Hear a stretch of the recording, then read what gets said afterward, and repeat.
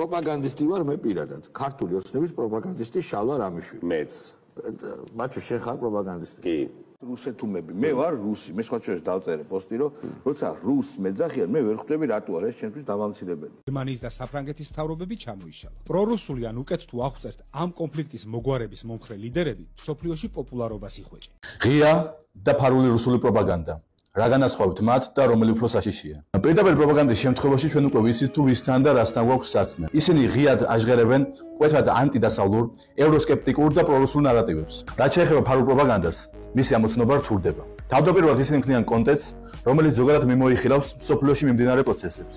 და მაყურებელს უჩნდება განცდა, რომ ის ისმენს ობიექტურ ინფორმაციას. თუმცა ღადროთა განმავლობაში საკუთარ კონტექსტში ისინი ურევენ რუსულ პროპაგანდას. რომლის მიზანიცაა დახატოს სურათი ისე, თითქოს და რუსეთი ძლიერდება, ხოლო დასავლეთი ღრმა კრიზისშია. მაგალითად ისინი თავს იკავებენ რუსეთის გეოპოლიტიკური მარცხების კომენტირებისაგან. ან რუსული ინტერესების დასუსტება დაგვანახონ როგორც წინასწარი შეთანხმების საგანი.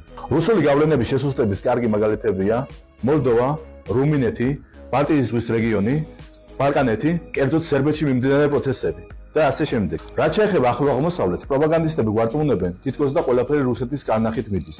თუმცა ჩვენ ნახეთ, რა დაემართა ჰამას, ჰეზბოლას და პრორუს დიქტატორ ბაშარ ასადს.